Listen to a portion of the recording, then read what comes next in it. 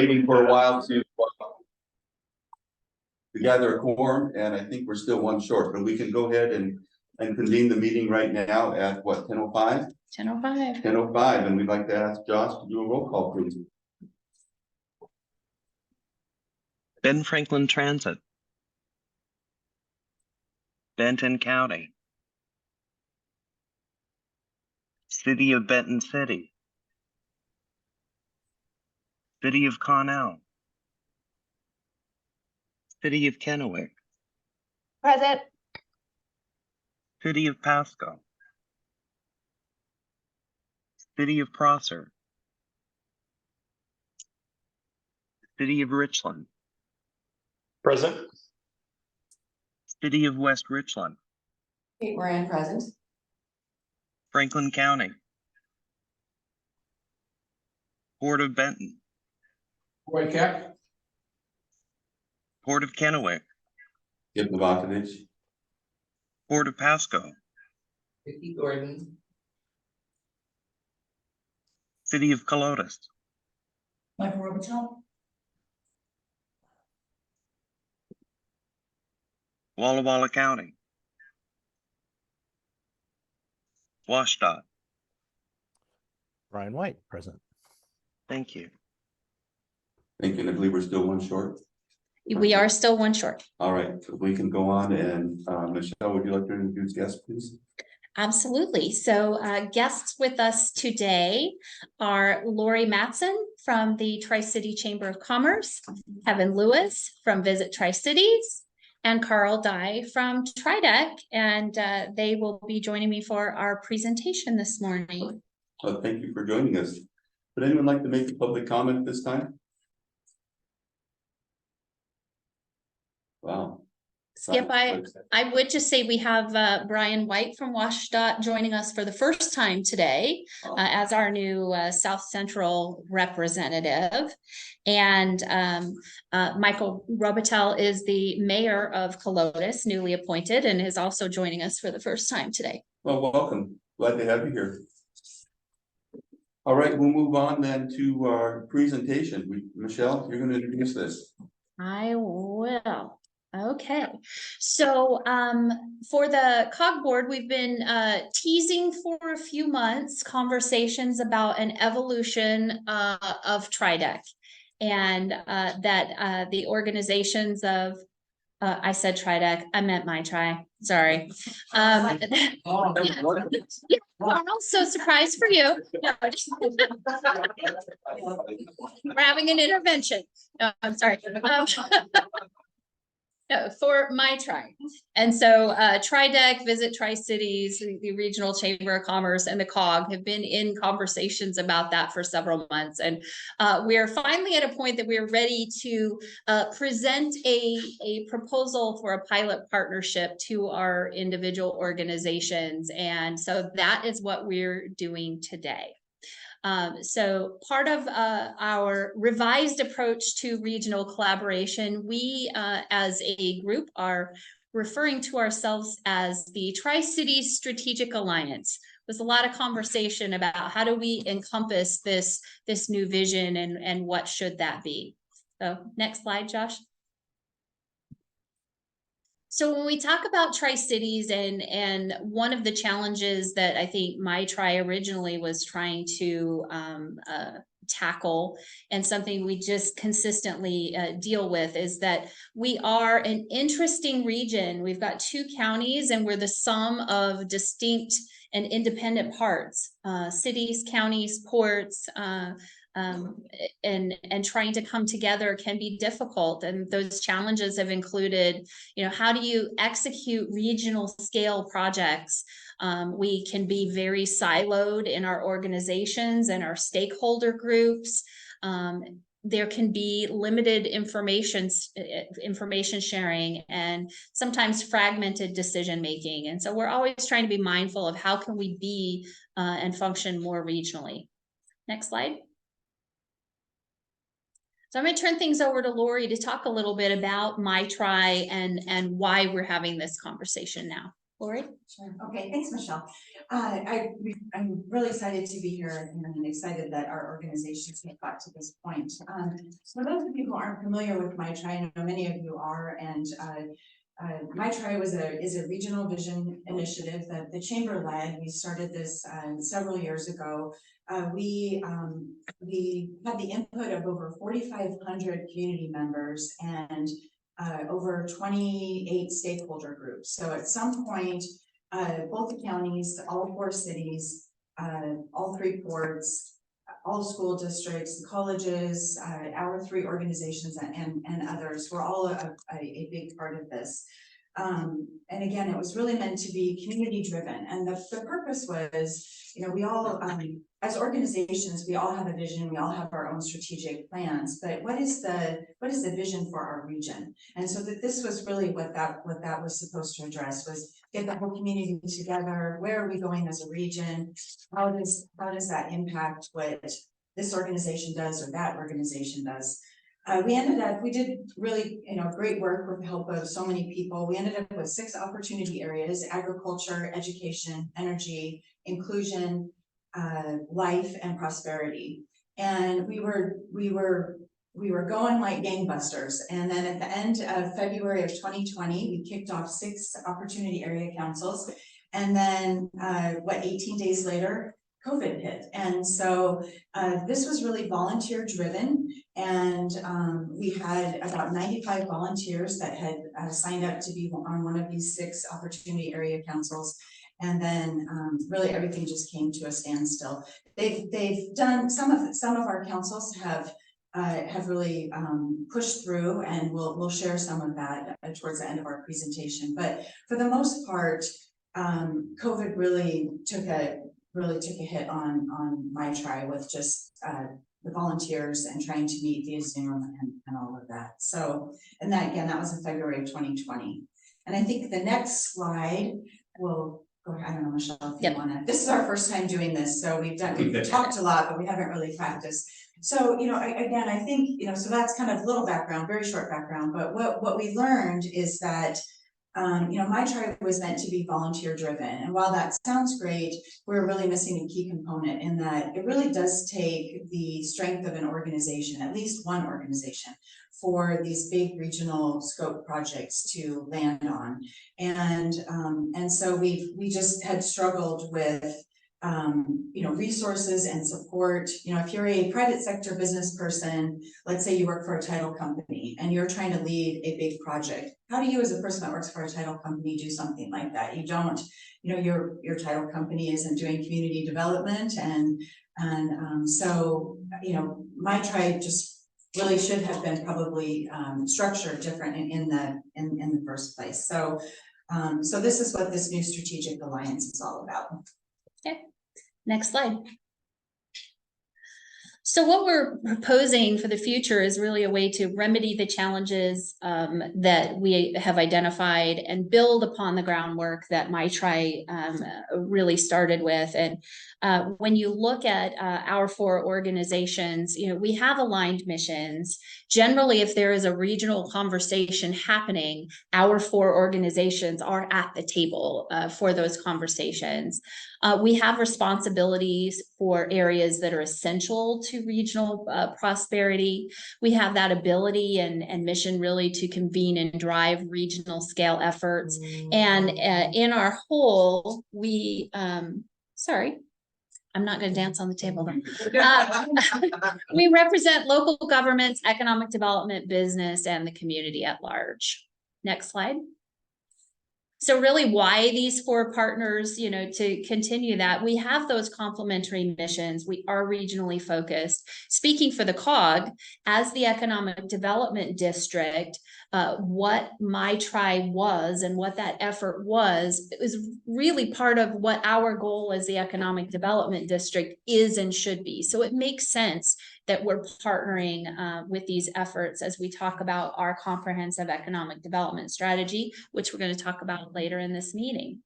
And then Lori, do you want to speak to the chamber's role as a partner? Sure, so, we're the regional chamber. Yeah. And so that's all kind of in our name. And our job is to, represent business and community and to really put things in place that drive prosperity within our region. What about you, Carl?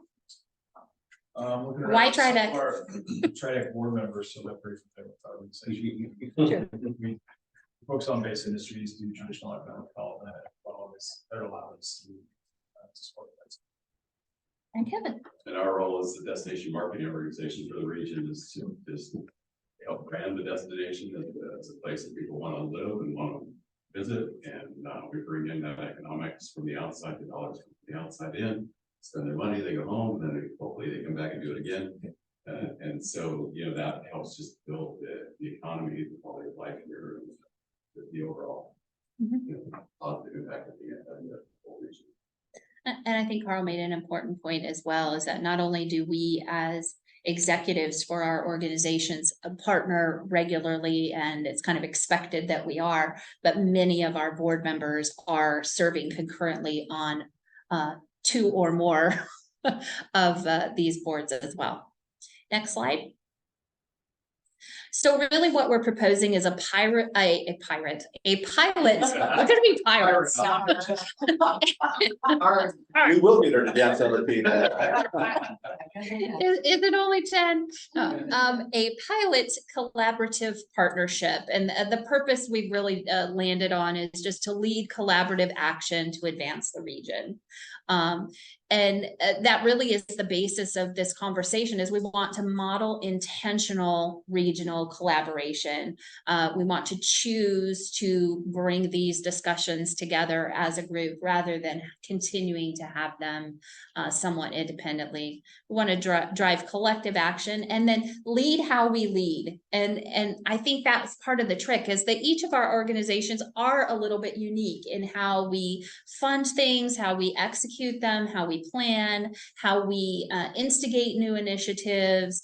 And so we wanted to have a structure that, unlike where we were coming from with the prosperity councils from my tribe, that each of our organizations can lead out on a project that is specific to us and the way that we lead, but still incorporating everyone else. And so kind of respecting both sides of that.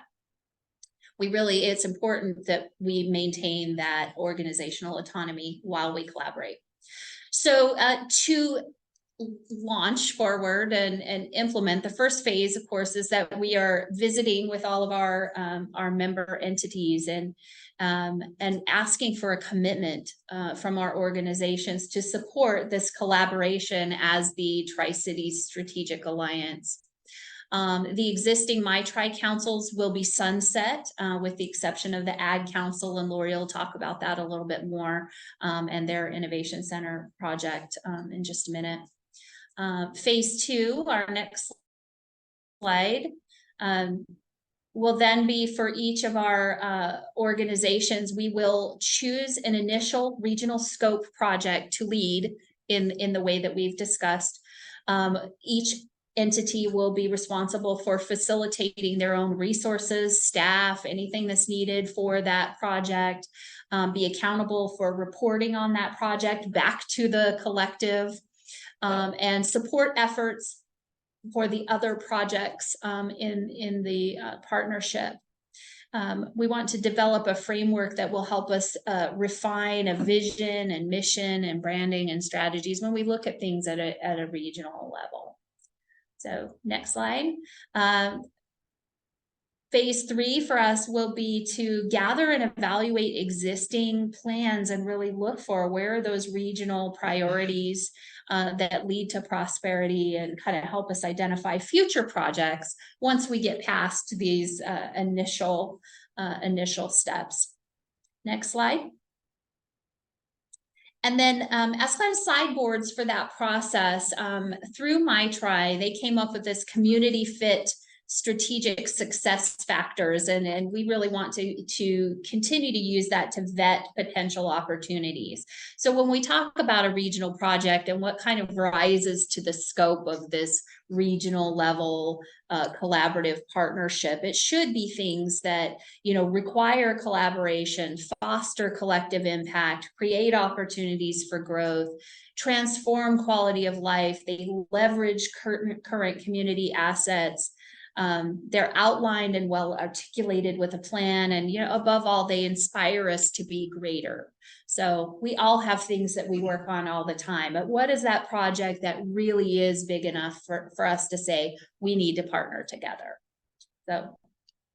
So the expectations of partner organizations, and what we're really asking our organizations to commit to would be to make an ongoing commitment to this collaborative partnership, to have the chief staff officer of each organization participate on the board or committee, to lead one regional project that requires collaboration for success. And that project should align with each organization's unique mission, but also align with those top 10 opportunity areas that MyTri originally identified as important for our community. And then promote intentional regional collaboration by attributing these particular projects to the Alliance.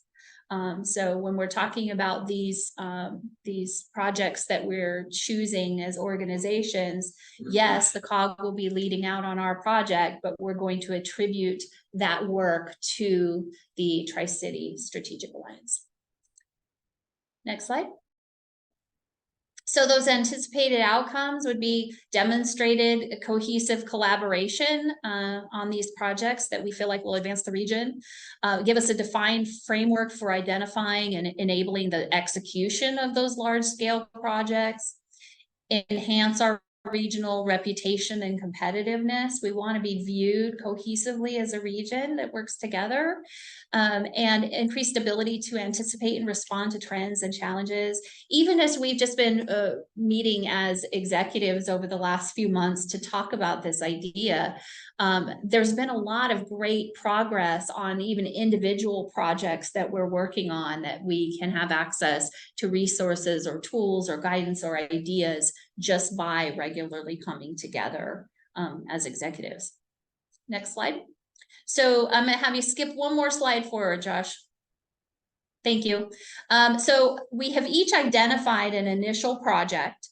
For BFCOG, the project that I selected on our behalf, that I hope you all support, is the Internet for All.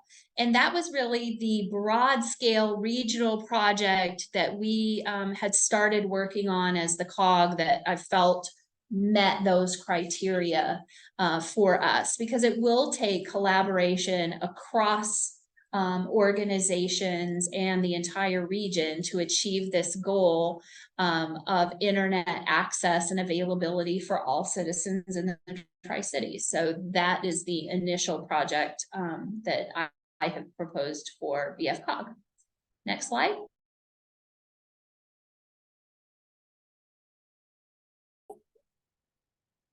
Next slide, Josh. Lori? Okay, and so the chamber has selected the Ag Innovation Center. And this is a project that is already, as Michelle mentioned earlier in the presentation, our Ag Council has been working on this. We've had really strong leadership with our Ag Council. We originally started with 3 ladies, one from McGregor, one from the Washington Policy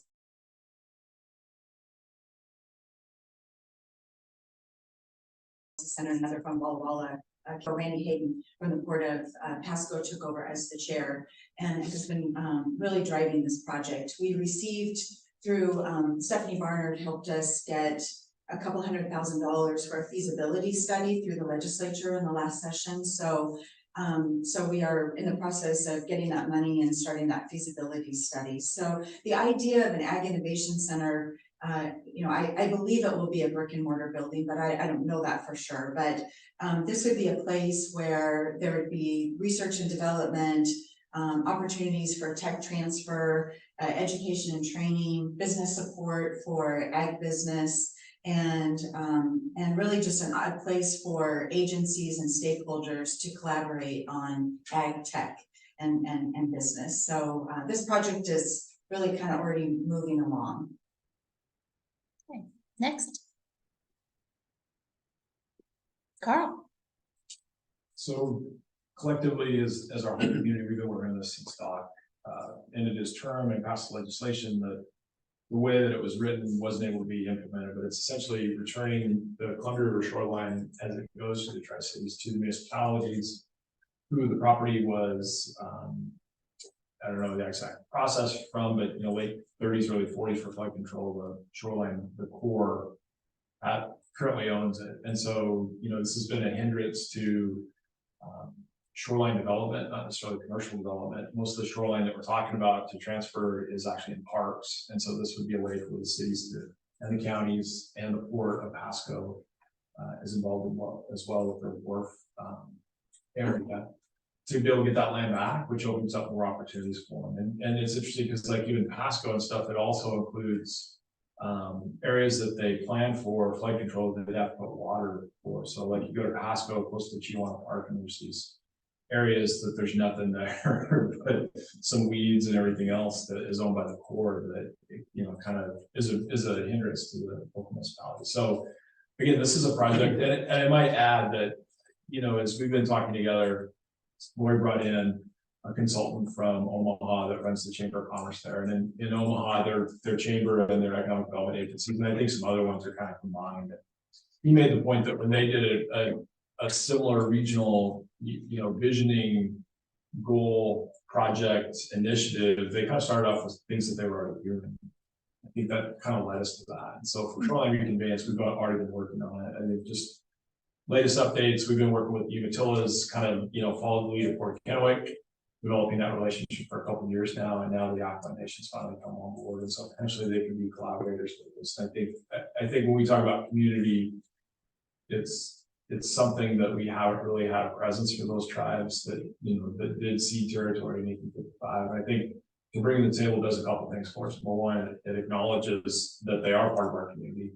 Number two, I think it gives us a chance to actually get legislation passed this time with their support. And that's what that's what's kind of on the table. So, that's our project. It's one that we're confident that we'll achieve, but I think it is very regional, and we already are collectively, all of us, working collaboratively on. Okay, next slide. And ours is really fun. Not that the others aren't. That's not what I was trying to suggest. Over the course of these discussions that we've been having as executives, we have gotten in a real good inroad with the Ironman organization. And we have a real potential to bring an Ironman event to Tri-Cities in the next year, possibly, as quick as we could get this going. And so through these discussions, we've had meetings with the city of Richland, the city of West Richland, the COG. Aaron tipped me off to Brian, and we got a conversation with Brian.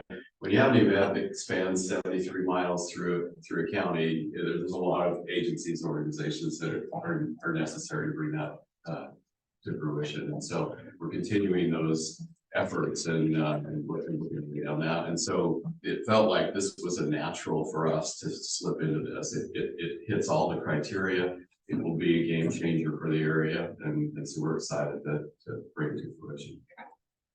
Okay, next slide. So really, to summarize, this is a pilot partnership, and we are specifically referring to it as a partnership. We are not looking to form a formal entity of any kind. It is just a collaborative working partnership between our organizations.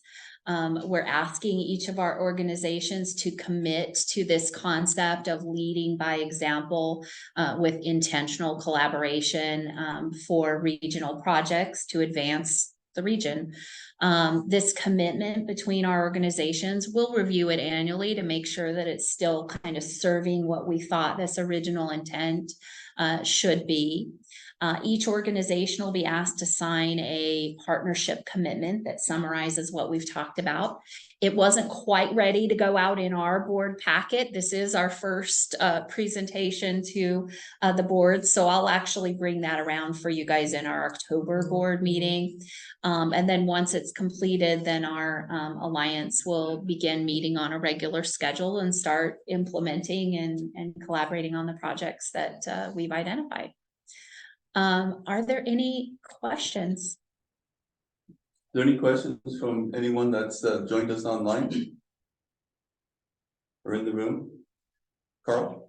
If I may just add, our executive committee tried went through this last month and we had a discussion, and one thing that came up was, and it was actually from some of the cities, they asked, is this a way to make sure that the organizations that start this, and I think that's the other thing, is like, this doesn't just have to be our 4 organizations. I think the success of intentionally working together as a community, I would hope that we'd be able to bring other, whether it's other chambers, potentially in that. We already work together in the Ledge Council, and there's already vehicles and we're all together, but how do we do that? It was brought up, would this help us, better align that we don't duplicate efforts? And I said, definitely. Not that we don't need and spend a lot of time together, but I think it's a intentional way that we don't, and that I don't want to say stay in our lanes, because I don't think that's the goal. The goal is really find better ways to work together. And I think finding better ways to work together for all of us, whether it's in government or business organizations like ours, is good for everybody. So I just want to add that from our executive committee. That's some of the feedback that we got last month. And to add to that, Carl, I think from the COG standpoint, the Council of Governments wasn't in a meaningful way involved in the original MyTri effort either. And I think that was some of the feedback that came back through that initial process, is that by having the Council of Governments be part of this conversation now, where we hadn't specifically been originally, does bring that government level conversation in a more directed manner. Not that every city, county, and port is not a board member of each of the other agencies that were at the table, but it's different than bringing that government voice collectively together to the conversation. Vicki? As these initial projects are coming into fruition, do they take on a life of their own and then you move on to another project? I think that's the goal, is that it's not just a one-time deal. I think it's the setup of process. And again, when we talk about duplication of efforts, it's not to duplicate. I think hopefully as we move forward, then we may find the next projects and then ways to even more closer together. And the Ag Council would, of course, and the Iron Man, we call that fun. Get a little distorted when you get Any? Sorry?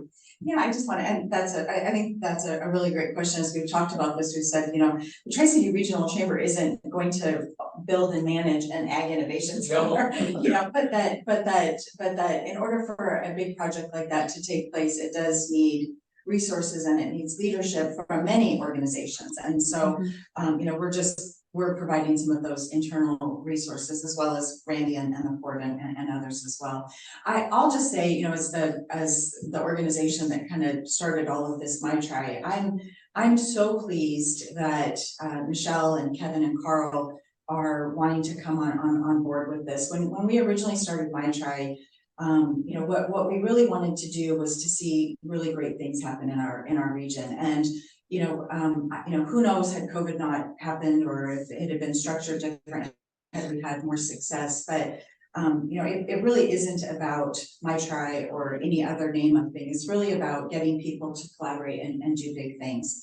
So if this is the path that we take in order to get this momentum going, then I just couldn't be more pleased. And I think, Michelle, you mentioned that the COG wasn't originally involved, and I just think that I feel like we just sort of almost have the perfect storm. With leadership, with all 4 organizations, and with this willingness to really be collaborative and to get in another lane and to help someone in their lane. I really think that we're just on the tipping point to start to do really big things. So I couldn't be more pleased with what we're presenting. Thank you, Lori. Anybody else have any questions or comments? Okay.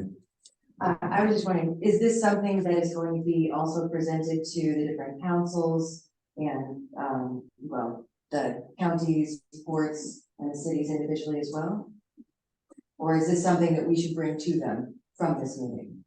I would say we didn't talk about it originally. You know, at this point, the first starting point is just to get the buy-in of the individual agencies, but I think that's definitely something we can come back. And I know we all have different cycles for when we go and present to the council. So, you know, just making sure we incorporate that messaging into those visits.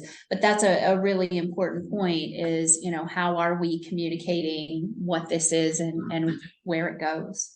Well, and I think it might have been in one of our next steps was just communicating, going back to stakeholders, because the cities and the ports and the counties and others were all parts of this. And, you know, we don't want, I love, Carl kind of uses this analogy that this is really just part of the story, that in addition to saying, here's how this started, but now it's turned into, you know, this strategic alliance. And that, you know, we do need to keep our stakeholders aware of that, as well as the community, those 4,500 people that participated. You know, we don't want them to think that this thing just has gone away. We want them to see that this has turned, you know, instead of going this way, we just went this way, but that these big things are still happening. So that's just kind of the next, it's definitely a part is the stakeholder communication. So we will get there. And we're going to meet with our board on 2 weeks from yesterday, and all city managers or Mayor Gary's on our board, Eric's is alternative. So, you know, we'll touch people from each city, port, and county through all of our board meetings with the membership. Well, if you made up a list of all the memberships, organizations of each of the four, yeah, you pretty much touch on Yeah. everything. Well, the reason I ask is because I know that not everyone, for instance, in my case, in West Richland, would be on all of the councils because some people just have less committees and organizations that they're a secondary member of. So I was wondering if perhaps we might be able to get a copy of the slides so that we could forward that to, at least in my case, my clerk, so that we could send it out to all the other council members and maybe I can discuss at least a little bit at our next council meeting so that they're aware of it.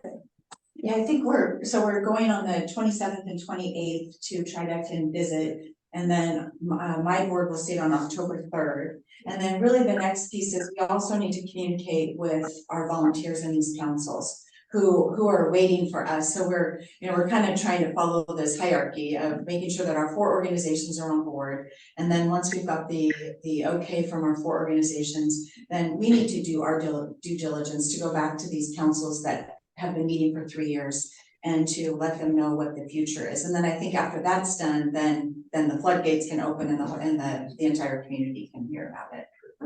Yeah. Sure. No, absolutely. I think it's important to make sure that the organizations that are the alliance organizations are actually hearing about it first. Yeah, okay. Yeah, I think probably before the slides get released and presented to other organizations, it needs to be presented to all of these groups so they can make corrections to them and be in unison before it sends out to everybody else. Okay, sounds good. Hey, Skip. Yes. Oh, sorry, I didn't want to cut anyone off, but I raised my hand. I don't know if you guys could see it. I just had a comment when you guys are done. Go ahead. Okay, thank you. Sorry. So I just want to say I'm excited about the partnership and the potential. I think the collaboration is much needed, and my hope is that we can take project after we can get this low hanging fruit, right? Like reconveyance should be pretty easy, I think. Insert joke. And if we can get some of that done, I think building these relationships and partnerships to go after something like regional performing arts center, which in my mind is something that our community could need, and it's going to take collaboration like this. So I think starting off with these projects, great idea, and then hopefully moving on to larger regional projects, would be my hope. And then one question I had for Michelle was, I'm not that familiar with all the initiatives on the broadband, but I don't know if there's been any discussions with NOAA or any thoughts to in the future. Okay, that was one thought I had on accessing our more rural communities. So that's great. And that was all I had. Yeah, Ryan, that effort will actually build upon the current broadband equity and accessibility programs. So the state broadband office, NOAA, all of our county providers are all at the table as part of this conversation already at where we are right now. Good, thank you, Ryan. I see Gretel has her hand up. Yeah, Great.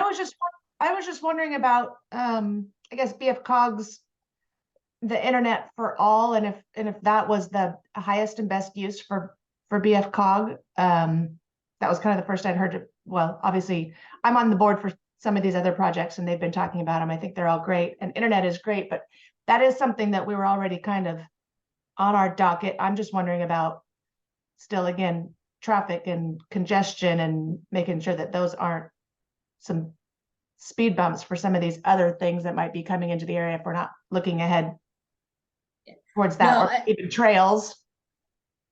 Yeah, Gretel, and I think Carl kind of referenced this, that as a place to start, and while we're just trying to flesh out what this partnering might look like, each of us really did select a project that was kind of already underway, that each of our entities was already taking the lead on, but was going to require this greater level of coordination. And so the Internet for All is part of that broadband accessibility and equity that we started with the action teams a few months ago. And it's kind of the continuation of collaboration with all of the service providers in the community for not only the infrastructure, but also accessibility and social connectivity. So that was the one thing that the COG was doing that was not specific to the COG, which transportation and those other issues are 100% our missional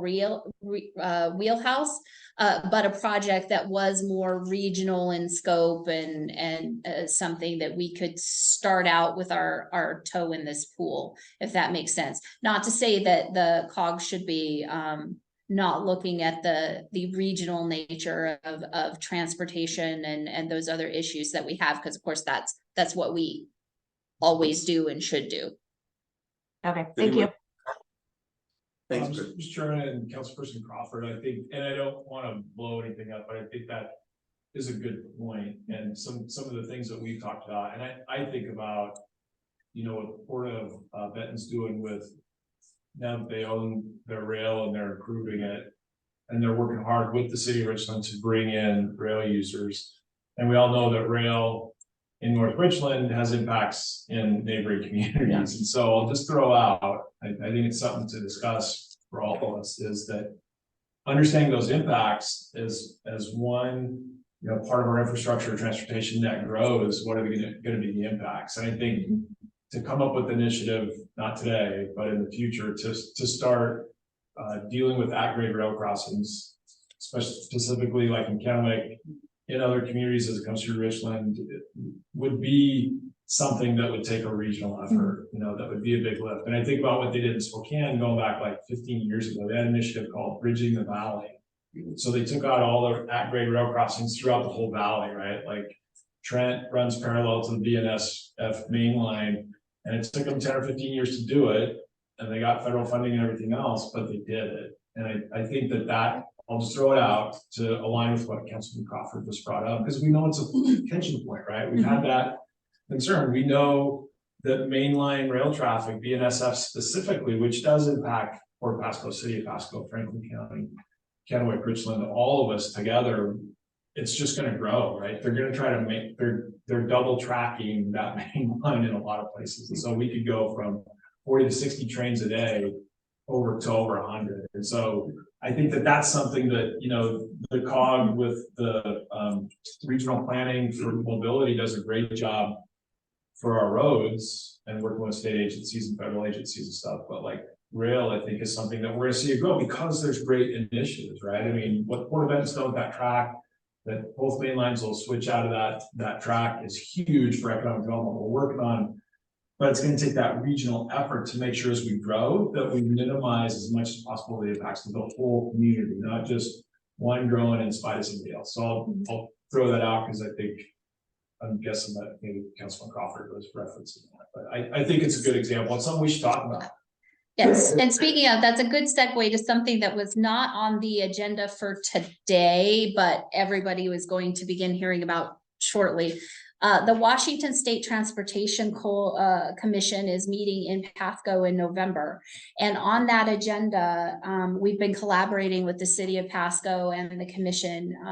And we have intentionally put together a moderated panel to talk about the impacts of rapid industrial growth on transportation in the region. And so the city managers, county administrators, port executive directors will all be part of that moderated discussion to exactly lay this groundwork of the positive and negative impacts of this massive industrial growth. And so specifically talking about rail, specifically talking about cross-county truck traffic, et cetera, will be part of that. And the intention of the panel is to identify the issue and kind of lay that base conversation to then lead to some more problem-solving regional discussions. Gretel?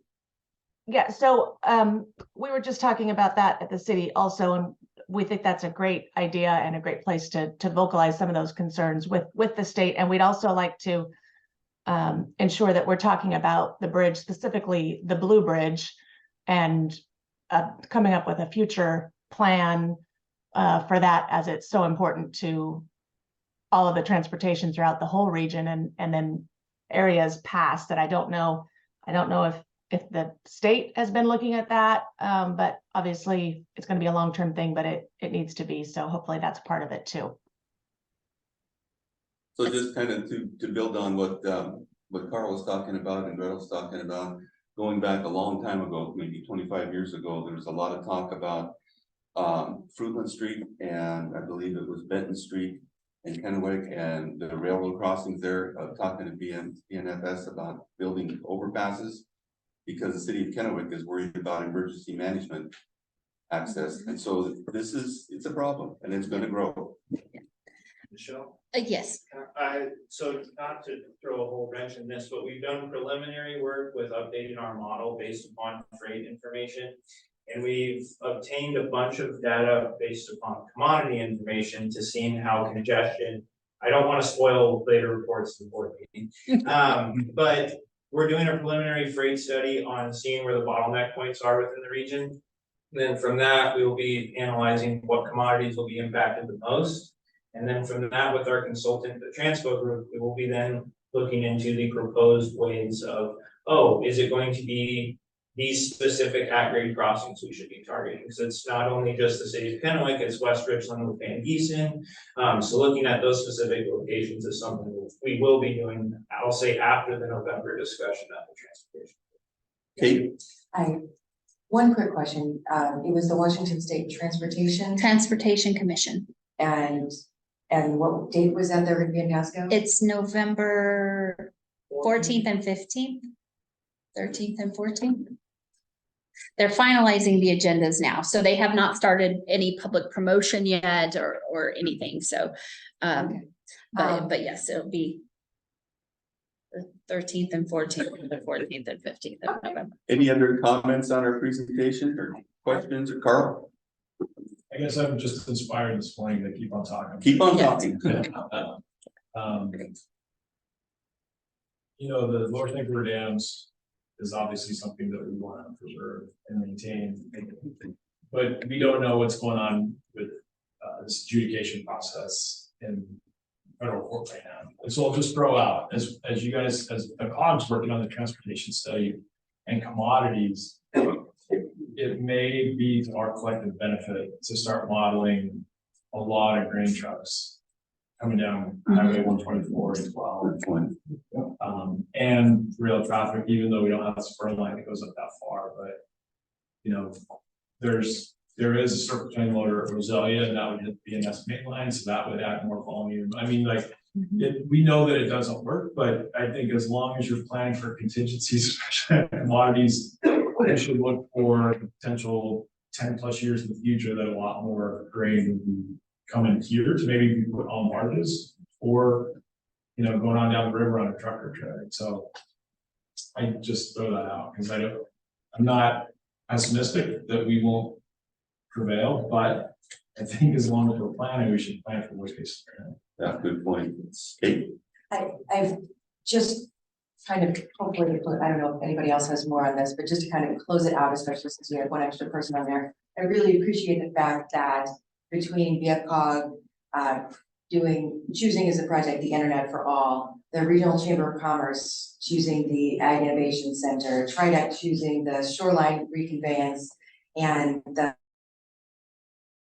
Visit Tri-Cities project, bringing Ironman race here. I think that it's great, and I actually applaud the fact that it's something that we're not looking at something so massive that it's going to take all of the energy to do this. I think it's great to look at that elephant and go, okay, which toe am I going to start with, rather than which leg or which elephant am I going to start with. So I really applaud the looking at things that I wouldn't say are low-hanging fruit per se, but are definitely something that is within reach more than other bigger projects might be. So thank you so much for all of the organizations for choosing something that can really be some way to prove, hey, this can work.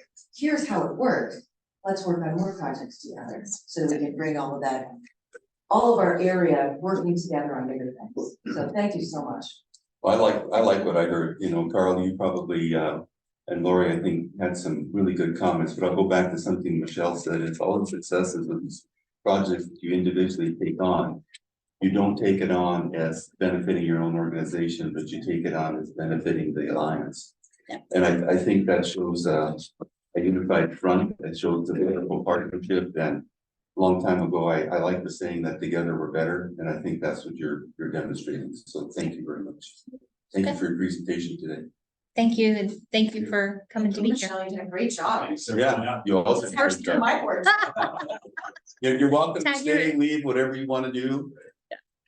And we do a forum, by the way, yes, City's got to go all Okay, yes, so we have a form. and BFT is here. And yeah. All right, we'll move on then to our next agenda, item 6, approval of the agenda. And before we ask for a vote on that, there is a change, and it's on the second page of your agenda. Action item 9A, the resolution that says 1324 should be 1323. So could we have a motion to approve the agenda with that change? I move to approve the agenda as amended. Thank you. Is there a second? Second. Thank you. Any comment on the agenda? Do we need to add anything? Hearing none, can we have a motion to approve the agenda as presented? All in favor signify by saying aye. Aye. Opposed, say no. Motion carries unanimously. Thank you. Next item is item 7, a consent agenda. These are items considered of a routine nature, taken by one vote of the board. Any item can be removed by a 2/3 vote of the board. Placed further on down this agenda or tabled for another meeting. Do we need to remove anything from the consent agenda? Hearing none, can we have a motion to approve the consent agenda, please? Move to approve the consent agenda as presented. Thank you. Is there a second? Second. Thank you. It's been moved and seconded to approve the consent agenda as presented. All in favor signify by saying aye. Aye. Opposed, say no. Motion carries unanimously. Thank you. We'll move on to agenda item 8, reports, and we'll go to Aaron with the MPO Deputy Director report. Thank you, and for all of the reports in 8A, each individual staff member for the MPO team will be doing the reports. So first up is Tanner. Yes, thank you very much. Can you hear me all right? Mhm. Okay.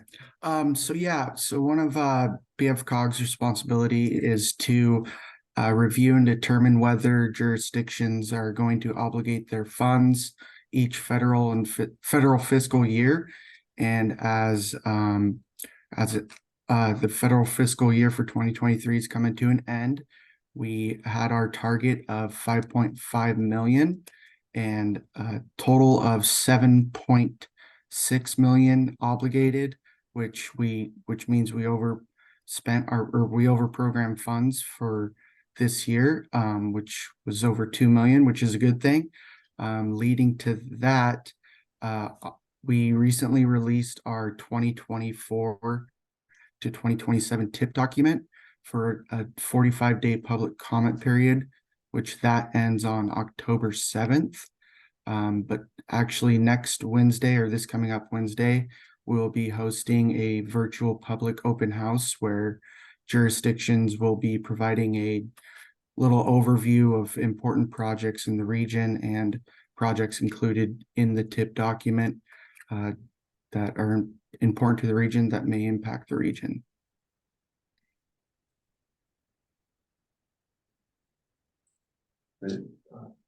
For Tanner? Yep, that's it for Tanner. Any questions of Tanner's report? All right, Aaron, let's move on. Next is Alex with the CMP. All right, so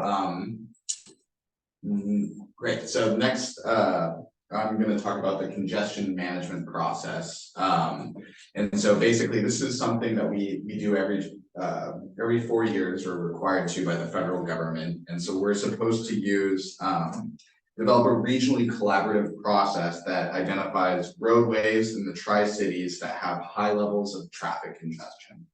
And after we identify those roadways, we're supposed to identify strategies to mitigate congestion, and then continue to monitor those roadways with performance measures.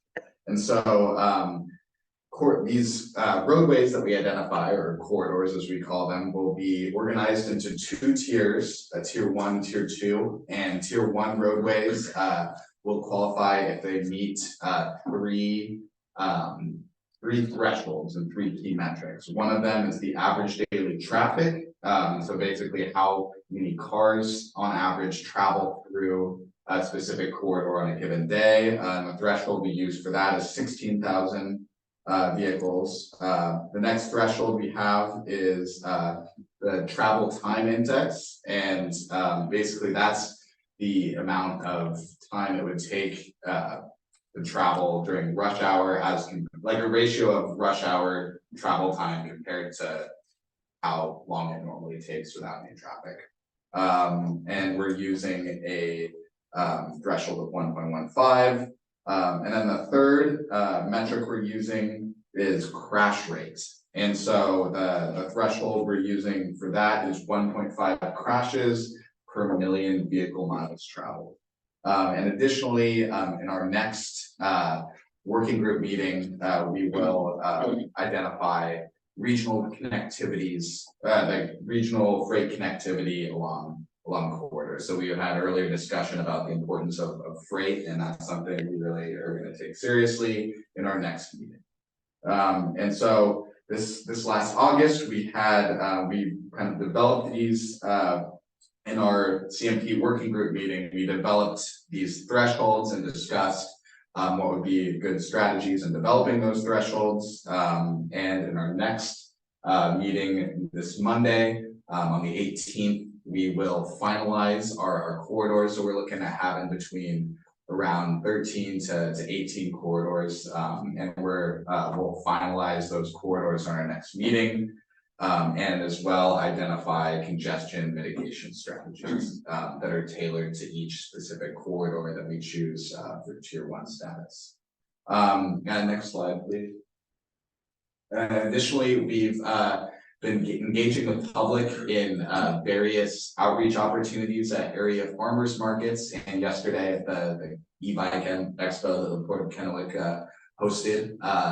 And as you can see up there, we have a heat map of where community members experience the most traffic on their daily commutes throughout the Tri-Cities. And so a darker or more red area signifies more responses on our heat map. And as well, we've been since the start of June, or the start of July rather, we've been hosting a survey, congestion mitigation survey to engage the public as well, and we've had around 96 responses.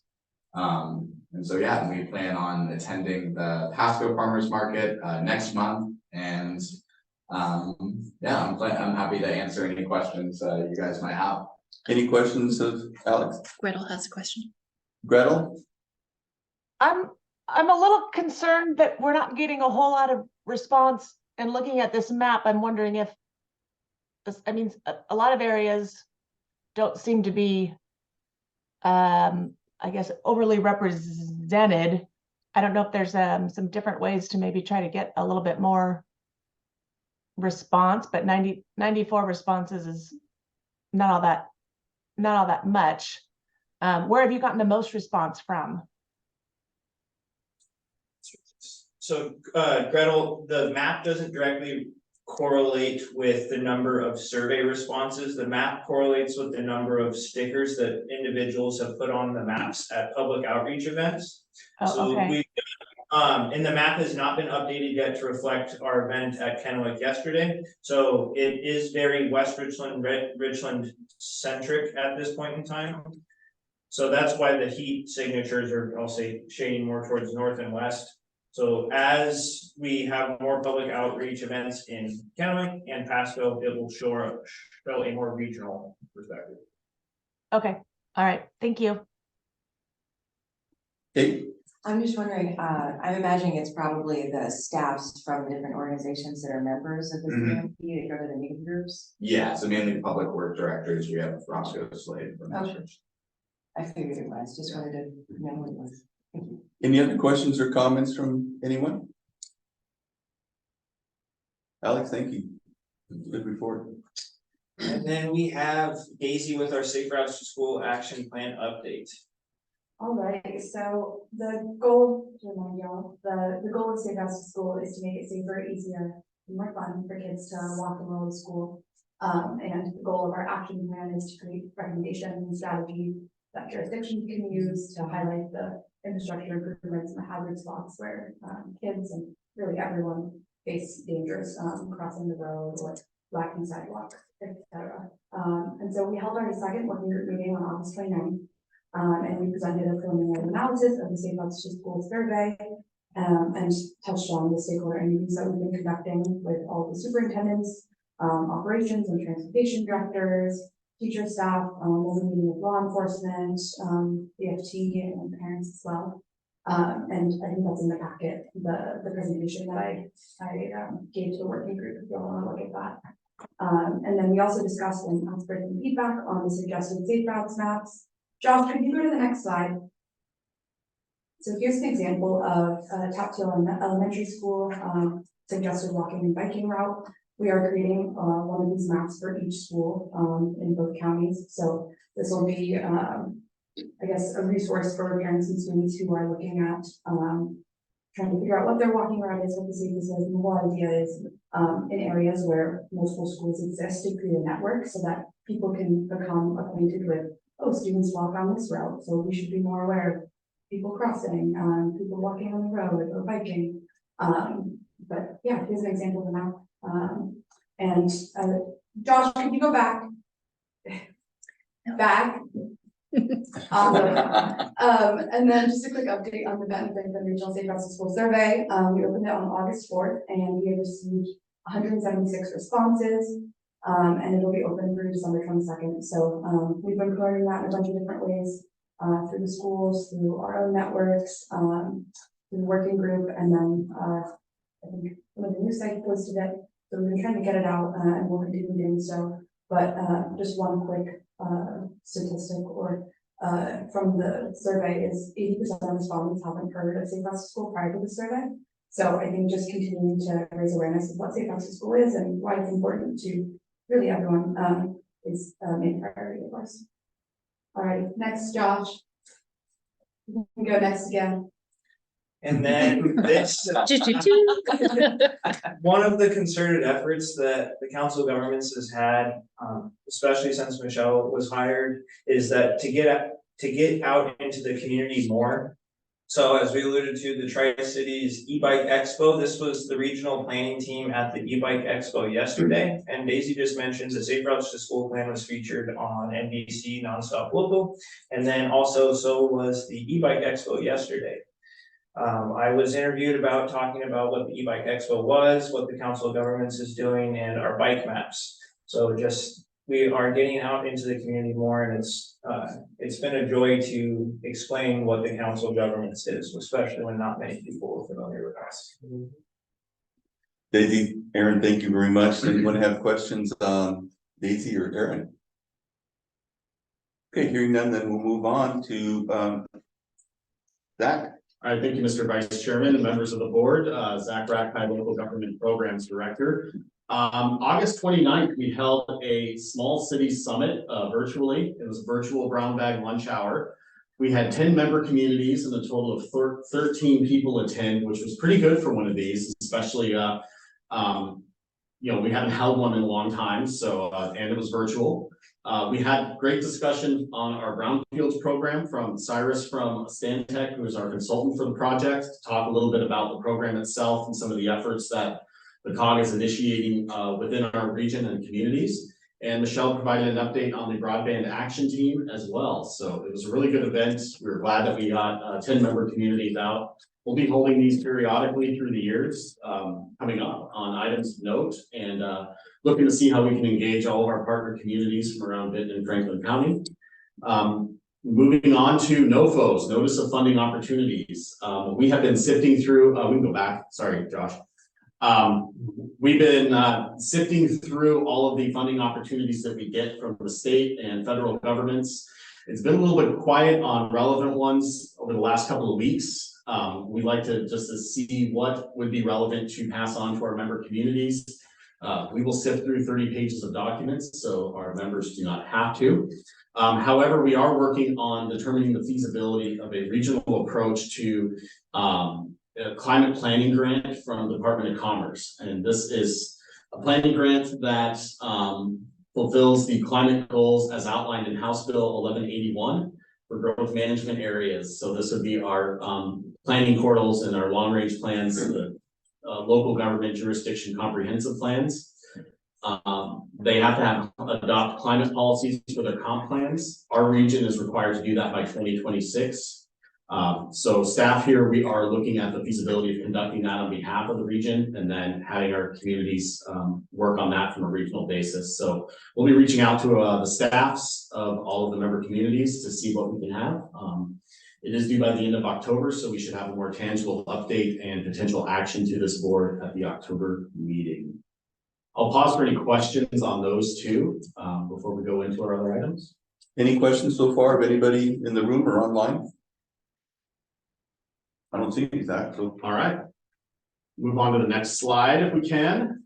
We are continuing our ARPA funded grant program, which is staffing for technical assistance and anything needed for Benton and Franklin counties. This is a partnership and a grant program with those two counties. We've been working directly with our representative in the Seattle office of the Economic Development Administration on determining eligible projects that the counties could take advantage of. This is not only the items within the jurisdiction of Benton and Franklin counties, but looking at their small communities as well. We are continuing our communication and partnership with county administrators and the key staff in those counties, and looking to provide some technical assistance by sitting in and seeing what regional options and national and statewide options we have for the HAPO Center in Franklin County. Looking through the master plan for the Benton-Franklin Fairgrounds as well to see if there's any opportunities to help fulfill that master plan for some tourism and entertainment related projects to really go to the next phase for the fairgrounds as well. And finally, our big topic this month is our community economic development strategy, our 2023 update to the CEDS. Trying to pump a little bit with a preview last month. Want to go through a more detailed review of this, knowing that we have a big meeting ahead. I'll kind of go through some of these items, but please feel free to stop if you have any questions. But really, our CEDS document is a strategy-driven plan for economic development. It is a foundational document for Benton-Franklin Council of Governments status as an economic development district. And it's a document that is required by the Economic Development Administration for the fulfillment of our EDD duties. We oversee the document. Our coverage area is Benton-Franklin County.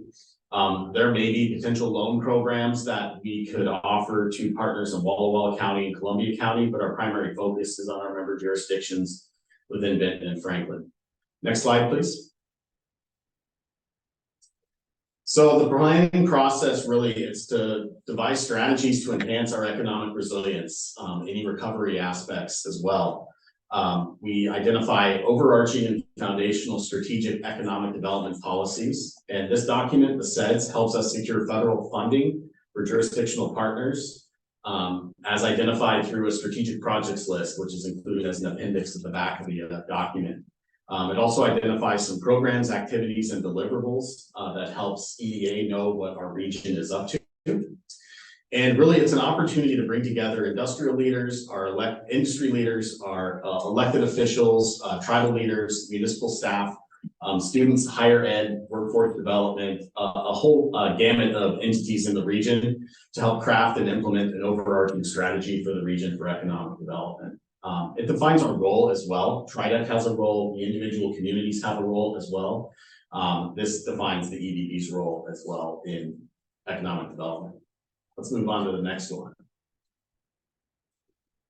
So the desired outcomes of a fantastic and really effective SEDS is obviously to align regional goals, really to meet EDA requirements, provide an economic assessment of the region, and engage the community. We want to streamline resources through analyzing the process and considering opportunities for regional funding for economic development, how we can pool together all of our individual community resources for regional success.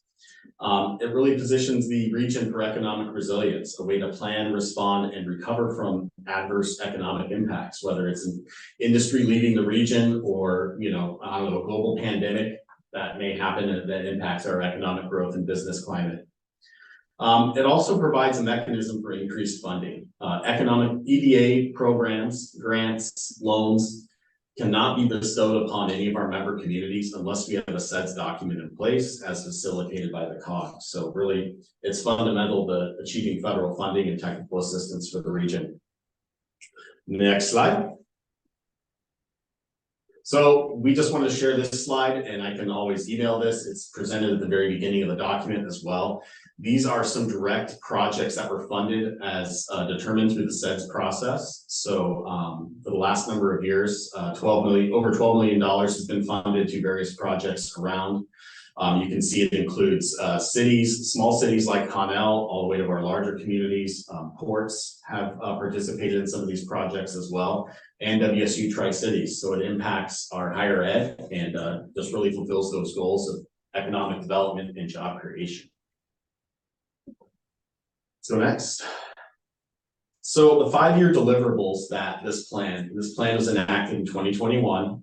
It's going to have a fundamental and comprehensive overhaul in 2025. But really to continue our review of funding opportunities and technical assistance to our member communities, we want to have measurable outcomes as well. So we want to increase by 5% our consultations and outreach engagement with our member communities. 2024, our main goal for the group is to convene a diversity, equity, and inclusion group and look at some of those marks and performance indicators in the community and how it impacts economic development. This is not only described locally as a priority, but it's also a fundamental requirement for the SEDS from the Economic Development Administration. We have a kind of a low bar here, so we're going to look to far exceed this, but hold 2 NOFO or networking events. So we've already met and convened our region on a couple of funding opportunities that came out over the summer, as well as things like our Small Cities Summit, where we talk about issues of the day. Brownfields assessments is a huge program that we've been utilizing and implementing for the community, as well as the Broadband Action Team, which was a big task and a big deliverable from 2023. It does have a recovery and resilience strategy. This was discussed as an off-topic at the last meeting. We will be looking to, as staff in 2024, look how we can hone and specify a recovery and resilience strategy for our communities. That would include outreach to our emergency management partners in Benton-Franklin County, local communities, our emergency responders. In my experience, if we have a disaster or something that occurs, you have FEMA and a number of immediate responders. When they leave after 6 months to a year, there's usually a good decade of full long-term recovery. And we want to see how the COG can fit into that, as well as how we can play a role in cooperating with our community. And then, of course, our deliverables, our typical deliverables like our maps, transportation maps, safe routes to school, bicycle maps. Those are all part of the deliverables of the SEDS as well. We'll move on. So 2023 updates, we've greatly expanded the evaluation section. Previously, it was just a mere matrix.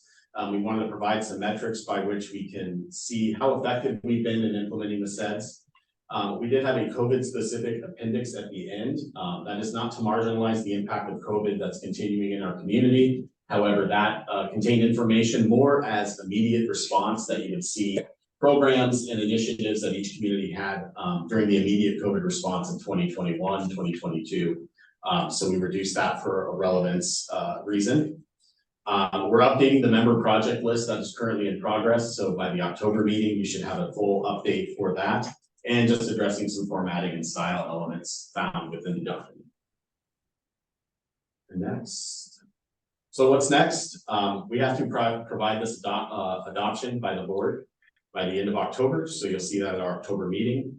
We will be doing our first evaluation and annual report for the SEDS to the BFCOG board and the community. That'll be due by the end of the year, December 31st. So look for a November, December meeting for that. We will be convening a new economic development district committee per the revision of our bylaws for the COG board. Looking to do some expanded membership, get some opinions from Small Business Development Council, workforce, higher ed, but look at ways that we can hone and refine our coordination of projects. And we'll be looking at best practices for SEDS documents from around the country and the region to see how we can provide greater relevance to our projects for the member communities. I will take a breath at this point and leave it open to questions. I'll take a sip of water as well. Zach, great report. Great job with the SEDS too. Thank you. Questions, comments from anyone in the room or online? I don't hear any. Thank you. Thank you, Zach. Local government report. Good job. Kate. Good job. Kate? Super quick question, something that I'm still trying to wrap my brain around. So Benton-Franklin Economic Development District, the members of that currently, because we changed the rules, is in flux, so technically nobody's a member, or is it currently just the only members are the BFCOG members, and then we'll be adding them? And I'll take a stab and then. I know it's kind of, The Economic Development District Board is this board. Okay, the that's- BFCOG board. right. The committee is going to be more of that advisory role to work on the SEDS, work on any strategic deliverables that we would have beyond the SEDS throughout the years. Specifically, you know, the DEI initiatives, if there's other initiatives that we identified through some of our more strategy areas. But yeah, you are the EDD board now, but this would be more of an advisory committee to that board. And Michelle nodded, so good. Okay. Yes, So then, you got it. are we looking for the advisory committee, not the board, which is us, but the advisory committee? Are we looking for members of that advisory committee from organizations that are part of BFCOG plus the other entities that we've mentioned previously? Yeah, we would be looking at more of the staff specific experts in the fields, that would be your economic developers, the makeup, and then obviously looking at other agencies that comprise economic development just as a realm in the world. We would be looking at, we're really defining that framework. You know, we can invite everyone and have a 25-person board, or do we invite a rotating person from different industry sectors? So Michelle and I are kicking around some of those ideas and seeing how that's made up. Thank you. You bet. Any other questions or comments? Zach, again, thanks. Great job. Thank you. Okay, we'll move on to Michelle and her executive director report. Okay, next slide, Josh. All right, budget, the 2024 budget, regular member assessments and associate member dues. Next slide. So in your packet, you had a copy of the annual budget. I have just a abbreviated visual for you up on the screen. Looking at the revenue section of the budget, there are just a couple of things of note. First off, the total revenues on the year were a projected increase by $140,444. So in the big scheme of things, not a huge change. That is actually caused by a couple of things.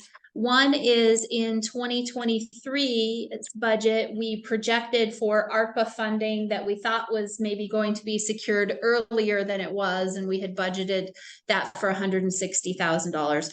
That didn't really come together in time in 23. We'll receive a little bit of money this year, so the budget actually increases to a confirmed $200,000 for 2024. So that is part of the shift. The other is that our traffic count program was shifted from 2023 into 2024. So there's a slight increase in the revenue and spending under transportation in 2024. So that's what makes that shift. But for the most part, things are pretty stable and predictable looking at revenue for 2024. Next slide. So if we look at the revenue side of, the expense side of things, our personnel expenses, we do have an increase of $194,961 over the 2023 budget. Of course, that takes into consideration we now have a net increase of 2 full-time transportation staff positions. Rather, that's a backfilling of long empty transportation positions that we are now able to fill. So we're very excited to have staff there and just shifts in the staffing for the COG for this year. Under the non-staff operating costs, we do have a projected increase there of $47,385. We'll talk about that, the causes for that in just a minute. But overall, our spending between 2023 and projected for 2024 is actually decreased by just over $100,000. So just a little shifting in where those costs were. So you can see very tiny in the green bar, 2/3 of the way down where it says over or under, we're showing a net positive cash of this budget of $260,868. So we're going to talk about why that is in just a second. Next slide. So specific comments on the budget related to increased cost areas. Of course, the transportation program local match is increased by $3,367 over what we had for 2023. That averages out to about $250 per member on the local match. As you recall, the federal transportation funds are matched at 13.5%, and then the economic development matching is 1-to-1. We receive $75,000 a year from the EDA, and that's matched by $75,000 of local funds. And then those pools are distributed amongst our members based on a previously determined percentage formula that makes up our assessment. Personnel budget, again, net increase over 2022 of 2 transportation positions. Non-staff operating costs, that increase of roughly $50,000. If you can go to the next slide, Josh, there we go. That breaks down to professional services. So we've got increased hourly rates for legal fees, the state auditor's hourly fee for audits, and we've projected an increase in spending for accounting costs because we are at a point that we need to secure a higher level of accounting support than what we've been able to afford or need in the last few years. So that's actually a positive move for us.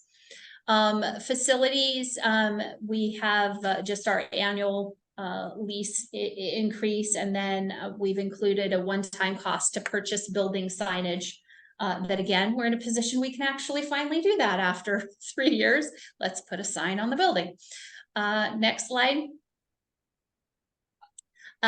So again, the budget does show a projected cash surplus, a net cash, if you will, of $260,868.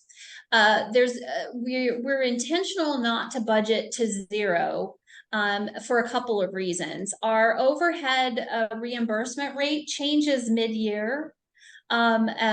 Just how the cycle works out for us, and that can impact how much overhead reimbursement comes in.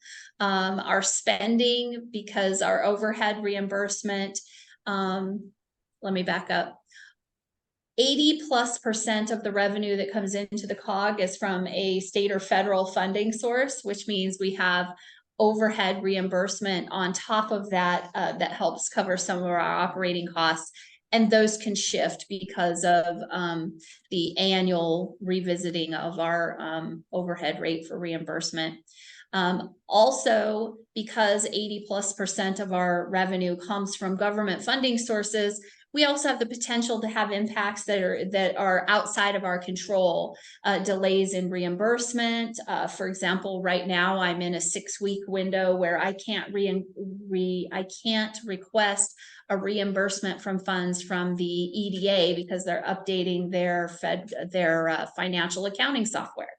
So we need to have a little bit of a cushion to offset for that. The projected positive cash, my question, if I were you, would be, well, Michelle, our annual dues are roughly $260,000. Why can't you just tell our members that we don't have to pay this year? And I'd love to be able to do that for you, except that we have a required local fund match for these federal programs. So I can't pass that savings on to you, but we are helping ourselves in our reserve fund and cash flow. So that is that. Next slide. So how does that impact you as members in terms of member assessment? In 2023, all of these years start to run together. 2023, the local funds assessment was $260,774. With the increase in federal funds for 2024, that jumps up a tiny bit to $264,141 for the dues pot. So on average, each member will see an adjustment somewhere in the neighborhood of $250-ish to $1,000, depending on the percentage of the budget that your jurisdiction covers. In the new bylaws, with the change for our members of COLOTUS and MESA from regular members to associate members, that also requires the board to set an associate member dues rate. For simplicity, what we were proposing is just that we keep the same minimal flat rate that we've had for COLOTUS and MESA for a number of years of $600. But just designating that that is their associate member dues rate. Any questions? Any questions from anybody in the room or online? Can I tell you how happy I am to be able to give you a budget that actually adequately covers the needs of the organization, and we are not having to make difficult decisions about what we are and aren't going to pay for? That is a lovely place to be. Thank you, Michelle. Good job. Thank you. All right, we'll move on then to agenda item 9, action items. And Michelle, you're up again with resolution 13-23, authorizing the 2024 annual budget and regular member assessment and associate member dues. Yes, so as we've just discussed, you do have a resolution in your packet that outlines that we would cover the operating budget as presented, that the regular member assessment total would be $264,141 for 2024, and that the associate member dues rate for 2024 would be $600. Any questions of Michelle on this agenda item? Seeing none, we have a motion as shown on the screen for resolution 1323. I move to approve resolution 13-23, authorizing the 2024 annual budget, regular member assessments, and associate member dues as presented. Thank you, Kate. Do we have a second? Second. Thank you, Vicky. Been moved and seconded to approve resolution 1323. Is there any committee discussion? Hearing none, all those in favor signify by saying aye. Aye. Opposed, say no. Motion carries unanimously. Thank you. Then our next action item is BFCOG carbon reduction program, call for project guidebook. Aaron. Yes, thank you. So this is an action item in front of you about the special call for project regarding the carbon reduction program. Josh, can you go to the next slide, please? So the carbon reduction program, this was a funding source that we were informed about at the end of 2022. Throughout between now and then December to September, we have been working with the TAC on how we want to proceed with allocating these funds or out through our contingency list. It was discussed and we came to a mutual understanding of putting forth a special call for projects. At the end of our last call for projects, we had some processy issues that we would like to button up. We put a survey out to the TAC. We held several lengthy discussions about how we want to move forward. Not all of the issues that were raised in the last call for projects can be addressed in this special call. However, they will be addressed for our next big call for projects. We had a nice long discussion at our TAC meeting earlier this month, and they moved forward with recommending the guidebook that was within the TAC packet. So this, more specifically to the carbon reduction program, it will be allocating $2.48 million over 5 years of funding. Josh, can we go to the next slide, please? One of the main issues that was brought up in our last call for projects is that it was asked that we extend our process to allow time for jurisdictions to ask further questions of one another's projects. So the process has been expanded by 1 month. As you can see on the schedule, there's a special TAC meeting that will be held in November to allow jurisdictions to critique or ask specific questions. This is different than the last process in which jurisdictions would then just submit their scored applications to us. They will be asking these questions, and then 2 weeks later, after November, same date as the November board meeting, TAC members will then submit their scored applications to us. So that allows for a longer, say, grace period on asking questions, trying to understand if it's actually feasible and if it matches up with the scoring criteria. So hopefully this call for projects process will be wrapped up by December. Aaron, thank you. Good job. Yeah. Any questions of Aaron? Kate? I was just wondering, something that was mentioned by a member of the TAC to me was that there was a conversation about the scoring and all of that. So I'm wondering, is that something that we would be seeing at our level, or is that something TAC would be handling based off of how they decide to score projects when they're deciding? Yeah, so this, I will try to, it's a kind of a multi-level question. So it'll be the same process as the last call for projects, and I'll say for that, all of the scoring will be done by the TAC members, which is the same as the last process, excluding the applicant. With that, it will still be brought to the board, and the board has the final say on any sort of funding matters. We are going off of a scoring out of 100 average upon that. We're going to be doing a pilot process in the background based upon scoring, ranking. So that's essentially taking it out of 100 out of 10 to see the variance. And then all scoring will be published on our website, so to increase the transparency to see what each jurisdiction scores for other projects. Gotcha. And I appreciate the transparency. I think it's important. And what you're saying is the items that are going to be on the website, is that going to be as they receive scores from everyone other than those that presented it, that would be posted up there? And yes. From what I understand, also the applications for the project will also be on the website. So anybody from the public could see who's applying, what the different individual organizations in the TAC are going to be scoring them as. So you would be able to see if, say for instance, West Richland put this project out, then City of Richland gave it this score, all of that, okay. Yep. And I'll say, as of right now at 11:34, our last call for projects applications are still up for that reason. So people can see, oh, this project was funded, here's the application that was submitted. Right. The one major process that we are changing is putting the scores that everybody has scored up on our website. The individual scores That's rather right. than the average. Yes. I appreciate that transparency, thank you. Ryan has a question. Brian? Yeah, I just was curious if after the vigorous discussion on this, if the TAC had a strong consensus for this process, did everyone seem to be happy with the end result? Yeah, the TAC was very, I can't say very, they recommended approval of the guidebook based upon the discussion we had. There is a survey that went out in August to have a preliminary discussion that touched upon points specific to this call for projects, and then some that will be addressed in our much bigger one that will be done in several years. But specifically to the carbon reduction program, there was consensus of agreement.